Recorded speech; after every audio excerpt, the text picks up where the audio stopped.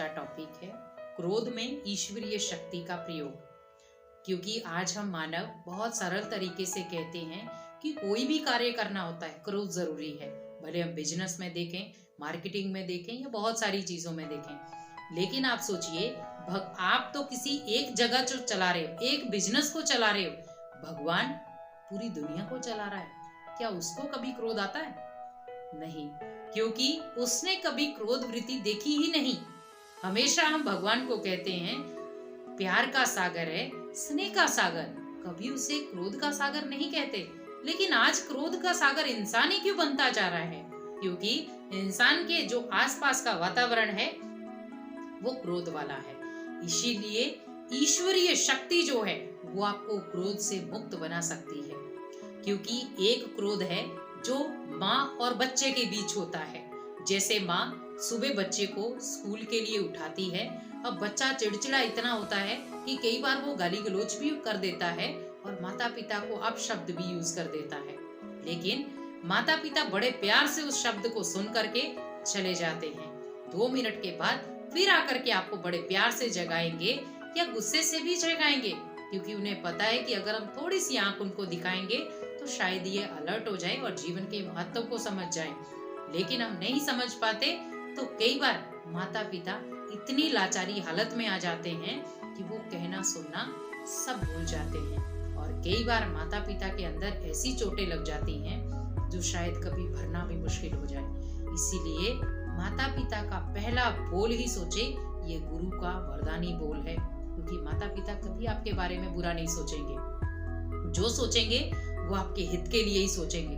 अगर सुबह आपको वो स्कूल के लिए उठा रहे हैं तो आपके भविष्य को बनाने के लिए ही आपको वो उठा रहे हैं। अगर आपके बिजनेस के लिए आपको कुछ प्रेरणाएं दे रहे हैं तो आपको आने वाली परिस्थितियों से पहले वो अवगत करा रहे हैं। अगर रिश्ते नातों को संभालने के लिए आपको कुछ कहा जा रहा है तो वो पहले से रिश्ते नातों की तालमेल को वो जानते हैं। इसीलिए कभी भी उनके बोल को आप नजरअंदाज ना करें, ताकि आप अनेक चीजों से बच सके। तो इसीलिए क्रोध जो है वो ऐसा एक अभिश्राप है जो धीरे धीरे आपको अंदर ही अंदर जलाता रहेगा।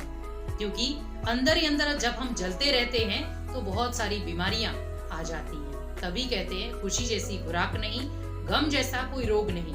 तो इसीलिए क्यों ना हम गम को भगवान के हवाले कर दें और बेगमपुर के बादशाह बन जाएं और खुशी को अपने जीवन का एक हिस्सा बना दें, ताकि हर समय खुशियां हमारे जीवन में दस्तक देती रहें और हमारा परिवार खुशहाल रहे। क्योंकि क्रोध किसी भी चीज का निवारण नहीं है। आज हम कई बार कहते हैं कि बिजनेस ही क्रोध के कारण चलता है। ये आपकी गलत फहमी है, क्योंकि बिजनेस क्रोध के कारण नहीं चलता। बिजनेस आपकी मीठी जबान के कारण चलेगा, खुशी के कारण चलेगा। अब आपकी दुकान में क्रोधी वातावरण है, आपका बिजनेस कभी आगे नहीं बढ़ सकता। लेकिन आपकी दुकान में खुशी जैसा माहौल है तो आपकी दुकान दिन दुगनी रात चौगुनी तरक्की करेगी। क्योंकि जहाँ पर खुशियों का दस्तक रहती है वहाँ पर भगवान विराजमान रहते हैं, और जहाँ पर क्रोधी वातावरण होता है वहाँ भगवान तो क्या, शैतान भी विराजमान नहीं होते।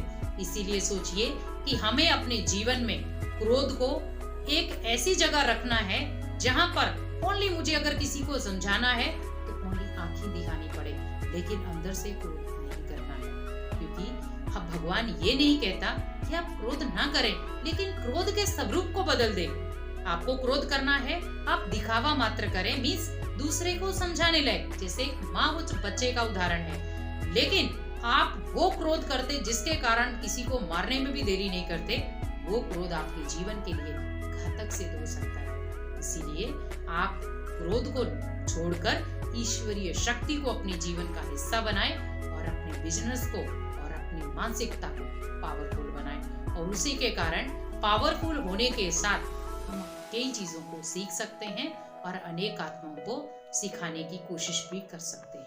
ओम शांति।